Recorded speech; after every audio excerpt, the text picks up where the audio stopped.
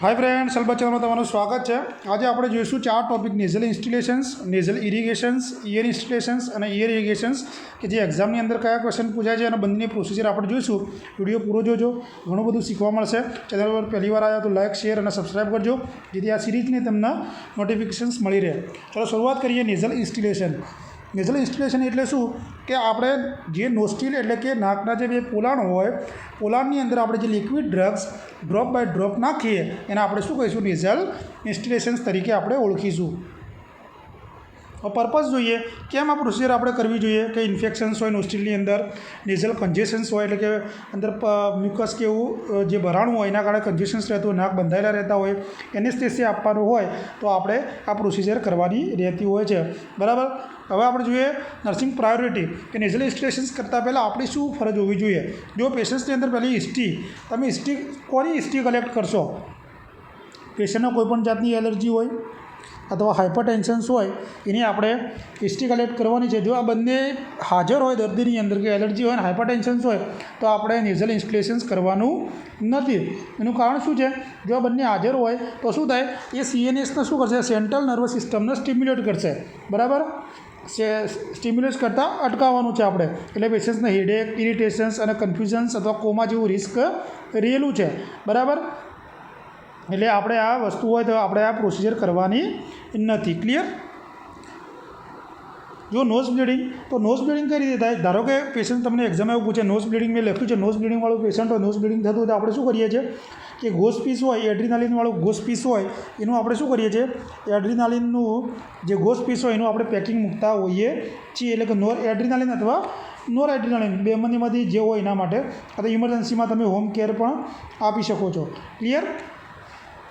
હવે આપણે જોઈએ નેઝલ ઇન્સ્ટિલેશનનો પ્રોસિજર કે જો આની અંદર પોઝિશન્સની વાત કરીએ તો આપણે રોઝ પોઝિશન આપવાની છે કે જેનાથી શું થાય કે જે આપણે નોસ્ટ્રીલની અંદર જે સાઇનસ હોય એ સાઇનસને આપણે સીધી રીતે સહેલાઈ રીતે આપણે દેખાઈ શકે, એટલે જે ડ્રગ્સ આપણે નાખવાના હોય એનું આપણે એસ્પિરેશન્સ અટકાવી શકીએ, બરાબર। અને જો સાઇનસ બરાબર ના દેખાય તો આપણે શું કરવાનું? આ પ્રોસિજર પણ કરવાની નથી, બરાબર। પહેલાં આપણે શું કરીશું કે જે નેઝલ ડ્રોપર હોય એ બે હથેળી વચ્ચે આપણે બરાબર એને રબ કરીશું અને પછી જે એની અંદરથી પહેલો ડ્રોપ આવે એ ડ્રોપને આપણે ડિસ્કાર્ડ કરીશું અને પછી જ જે વોટર સોલ્યુબલ ડ્રગ્સ હોય એનો જ આપણે આની અંદર ઉપયોગ કરવાનો છે। અને આની અંદર જે ઓઇલ સોલ્યુબલ ડ્રગ્સ હોય એ આપણે એવોઇડ કરવાનું છે। કેમ એવોઇડ કરવાનું છે ઓઇલ સોલ્યુબલ ડ્રગ્સ? કારણ કે એમાં શું થાય કે ઓઇલવાળું તો હોય તો એસ્પિરેશન્સના ચાન્સીસ વધી જાય છે, બરાબર, જેના કારણે પેશન્ટને ન્યુમોનિયા થઈ શકે અથવા ન્યુમોનિયાની અંદર અથવા રસ્ટી કલર સ્પુટમ પણ જોવા મળે। શું જોવા મળે? રસ્ટી કલર સ્પુટમ પણ જોવા મળે। એટલે ઓઇલ સોલ્યુબલ ડ્રગ્સ આપણે એવોઇડ કરવાના છે, ક્લિયર। હવે આ પેશન્ટને આપણે ઇન્સ્ટ્રક્શન શું આપીશું? એ પેશન્ટને કહેવાનું કે ભાઈ મોઢા વડે શ્વાસ લે, જેનાથી એસ્પિરેશન્સને આપણે અટકાવી શકીએ છીએ। હવે નેઝલ ઇન્સ્ટિલેશન પછી આપણે શું કરવાનું છે? કઈ પોઝિશન આપીશું? તો આપણે જે ઉપર સેમ પોઝિશન આપી હતી કે રોઝ પોઝિશન એ 5 મિનિટ માટે આપવાની છે, બરાબર। કેમ કે આ પોઝિશન આપવા દીધું છે બરાબર શોષણ થશે, એનું એબ્સોર્પ્શન બરાબર થશે અને પેશન્ટ્સના માઉથ વડે 5 મિનિટ માટે આપણે કહેવાનું છે કે મોઢા વડે શ્વાસ લે, બરાબર। અને એક્ઝામમાં એવું પૂછે કે ભાઈ ડ્રોપરની તમે હાઇટ કેટલી રાખશો? તો પછી 0.5 to 1 ઇંચ, કેટલું? 0.5 to 1 ઇંચ આપણે ડ્રોપરની હાઇટ રાખવાની છે। અને 4 થી 6 કલાક પછી આપણે શું કરવાનું છે? જો 4 થી 6 કલાક પછી કે નોસ્ટ્રીલ હોય, નોસ્ટ્રીલની અંદર ડ્રગ્સની ઇફેક્ટ કેટલી આવી છે એ આપણે ચેક કરવાની છે। આ નેઝલ ઇન્સ્ટિલેશન્સ હતું, ક્લિયર। હવે નેઝલ ઇરિગેશન્સમાંથી ઘણા ક્વેશ્ચન્સ નીકળે છે એ જોઈએ આપણે। નેઝલ ઇરિગેશન્સ એટલે નોસ્ટ્રીલને આપણે શું કરવા? ક્લીન કરવાના, સાફ કરવાના, બરાબર। એના પર્પઝ જુઓ, ઇન્ફેક્શન્સ હોય, નેઝલ કન્જેશન્સ હોય અને પેશન્ટને સેડેશન્સ આપવાનું હોય અથવા કોઈ પણ ફોરેન પાર્ટિકલ્સ કે ચણો હોય, કોઈ પણ પાર્ટિકલ્સ હોય એને રિમૂવ કરવા માટે આપણે આ પ્રોસિજર કરતા હોઈએ છીએ। તો એક ક્વેશ્ચન જોઈએ, all foreign particles remove through nasal irrigations except, કે નીચેનામાંથી બધા જ પાર્ટિકલ્સ આપણે નેઝલ ઇરિગેશન્સ મારફતે બહાર કાઢી શકીએ છીએ એકનો છોડીને। તો સોઇલ, મોસ્કિટો, સીડ્સ, ગ્રેન્સ કે ઓલ, તો આની અંદર કોણ નથી કાઢી શકતા? તો આપણે સીડ્સ અને ગ્રેન્સના આપણે કાઢી શકતા નથી, યાદ રાખજો આ, ક્લિયર। તો સોલ્યુશન કયા? જુઓ, સોલ્યુશનનું જે ટેમ્પરેચર આપણે રૂમ ટેમ્પરેચર રાખવાનું છે। આની અંદર તમે plane water, NS most common use થાય છે, બરાબર। પછી S2O2, જો S2O2નો ઉપયોગ ક્યારે કરવાનો? જ્યારે પસ પ્રેઝન્ટ હોય, પસ પ્રેઝન્ટ હોય ત્યારે આપણે એસ્ટ્રોટોનો ઉપયોગ કરીશું. બોરિક એસિડનો ઉપયોગ આપણે એન્ટિસેપ્ટિક તરીકે કરવાના છીએ. અને આગળ આપણે જોઈએ 10% સોડા બાયકાર્બોનેટ જે નેઝલ કન્જેશન્સ હોય તો એનો આપણે ઉપયોગ કરીએ છીએ. બરાબર. નેઝલ ઇરિગેશન્સની પ્રોસિજર જુઓ. એમાં પોઝિશન સિટિંગ અને લીન ફોરવર્ડ પોઝિશન આપવાની છે. આ હાલવાથી શું થાય, સિટિંગ અને લીન ફોરવર્ડ આપણે આપીશું તે જે એપિગ્લોટિસ હશે એ એપિગ્લોટિસ શું થશે, ક્લોઝ થઈ જશે, જેના કારણે એસ્પિરેશન્સને આપણે અટકાવી શકીશું. બરાબર. આઈવીસી 8 થી 12 ઇંચ સુધી આપણે રાખવાનું છે. બરાબર. ઇન્સ્ટ્રક્શન શું આપશું પેશન્ટના કે શ્વાસ મોઢા વડે લે. બરાબર. પણ કોઈપણ ઇરિગેશન દરમિયાન કોઈપણ પ્રોબ્લેમ જોવા મળે તો પેશન્ટને કહેવાનું કે હાથ ઊંચો કરી દે, અને હાથ ઊંચો કરે અને તરત જ આપણે પ્રોસિજરને આપણે સ્ટોપ કરી દેવાની છે. જો એક ક્વેશ્ચન પૂછાય છે, during nasal irrigations patient rise hand important role of nurse. કે ઇરિગેશન દરમિયાન પેશન્ટ હાથ ઊંચો કરે, તમે ઇન્સ્ટ્રક્શન આપી છે, હાથ ઊંચો કરે શું કરશું આપણે, increase flow, decrease flow, inform the doctor કે સ્ટોપ ઇરિગેશન્સ, તો આપણે ઇરિગેશન સ્ટોપ કરી દેવાનું છે. ક્લિયર. હવે જુઓ, આફ્ટર નેઝલ ઇરિગેશન્સ થઈ ગયા પછી આપણે પેશન્ટને બ્લેન્કેટ આપવાનો છે. કેમ બ્લેન્કેટ આપશું? કારણ કે પેશન્ટ્સની અંદરથી હીટ લોસ થઈ ગયું હોય. કેમ હીટ લોસ થઈ ગયું હોય ઇરિગેશન્સ દરમિયાન, એટલા માટે આપણે બ્લેન્કેટ આપીશું. ક્લિયર. એવો જ ક્વેશ્ચન્સ પૂછી શકે. જો ક્વેશ્ચન મેં બનાવ્યો છે કે after nasal irrigations important role cover, તો આપણે બ્લેન્કેટ વડે પેશન્ટ્સને કવર કરીશું, ખાલી ફેસને આપણે ખુલ્લો રાખીશું. ક્લિયર. Accept face. બરાબર. ધારો કે પેશન્ટ નેઝલ ઇરિગેશન પછી સિવરિંગ એટલે ઠંડીની કમ્પ્લેન કરે તો આપણો ઇમ્પોર્ટન્સ રોલ શું હોય, એકોર્ડિંગ ટુ પ્રાયોરિટી પ્રમાણે, તો પ્રોવાઈડ અ બ્લેન્કેટ. પહેલાં શું કરીશું, આપણે પેશન્ટને બ્લેન્કેટ આપીશું અને પછી સ્ટીમ ઇન્હાલેશન્સ પેશન્ટ્સને આપણે આપવાનું છે. આ 2 પ્રાયોરિટી ખાસ યાદ રાખજો.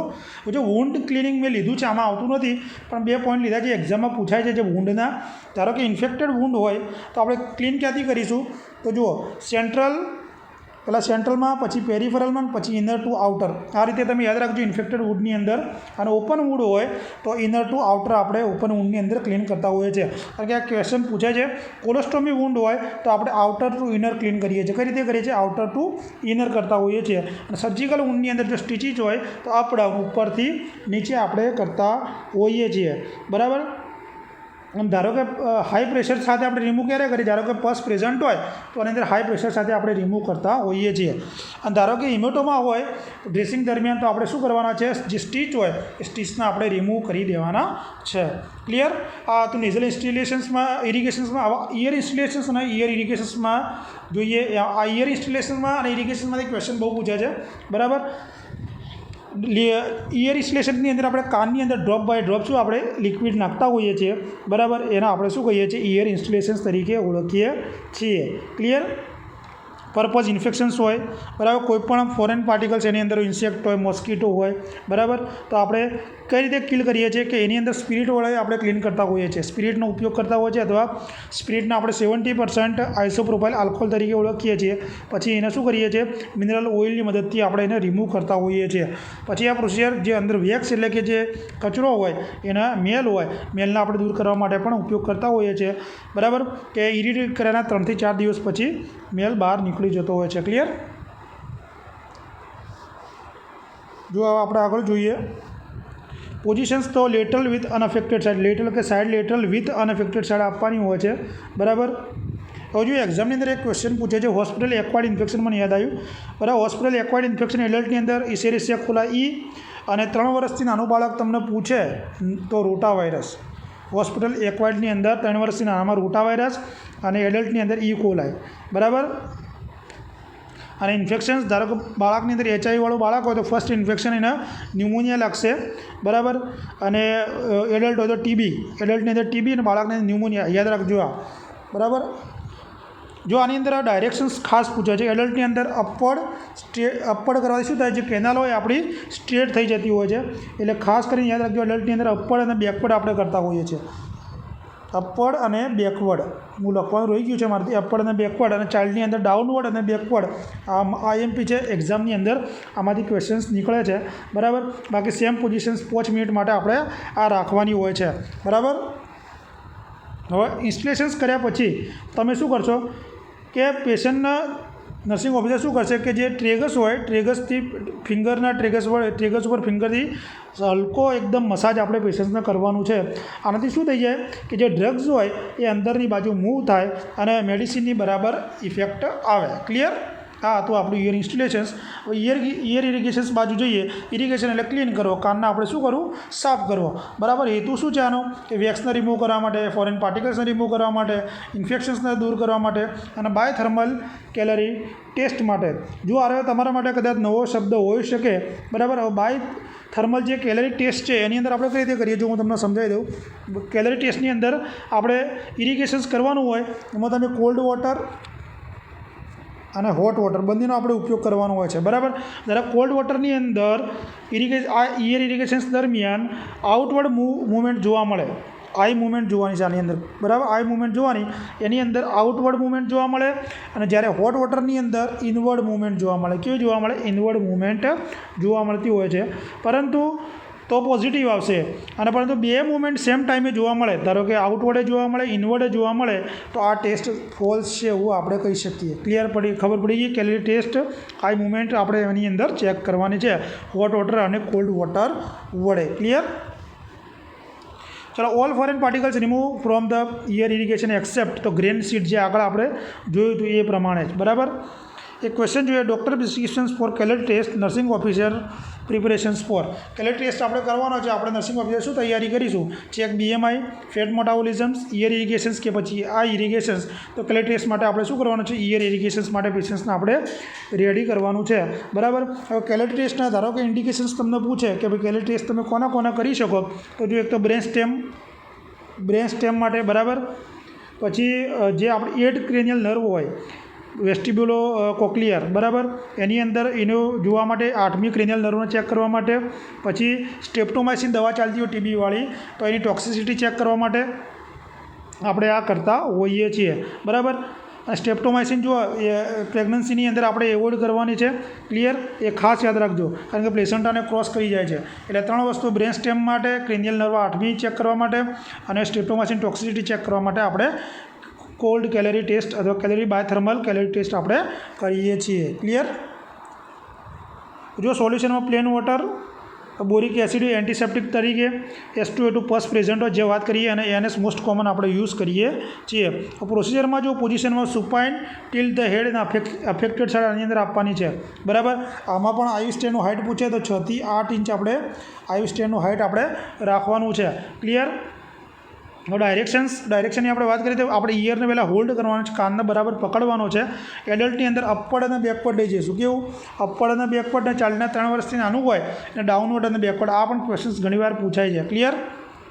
During ear irrigation, role of the nurse, patient complain vertigo અને ઇયર પેન. ધારો કે તમે ઇરિગેશન્સ કરતા હોય ત્યારે પેશન્ટ તમને કમ્પ્લેન ફરિયાદ કરે કે ભાઈ મને વર્ટિગો, ચક્કર આવે છે અને કાનમાં દુખાવો થાય, તો નર્સનો રોલ શું હોય, increase flow, decrease flow, inform the doctors અને સ્ટોપ ઇરિગેશન્સ. તો જો પેશન્ટ આવી કમ્પ્લેન કરે તો આપણે શું કરવાનું હોય છે, જે ઇરિગેશન્સ આપણે કરતા હોઈએ છીએ એને સ્ટોપ કરી દેવાનું છે.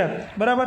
અને ઇરિગેશન્સ પછી આપણે ખાસ કરીને શું કરવાનું છે, પેશન્ટ્સને રેસ્ટ આપવાનો છે. શું કરવાનું છે, પેશન્ટને આપણે રેસ્ટ આપશું. બરાબર. તો આ સુધીનો આપણો વિડીયો. કાલે આપણે એલિમિનેશન્સ જોઈશું. વિડીયો સારો લાગે તો લાઇક શેર જરૂર કરજો, જેથી મને મોટિવેશન્સ મળી રહે અને તમારે આ રીતે હું બધા સબ્જેક્ટ લેતો હોઈશ. વિડીયો જોવા માટે બધાનો આભાર. Thank you.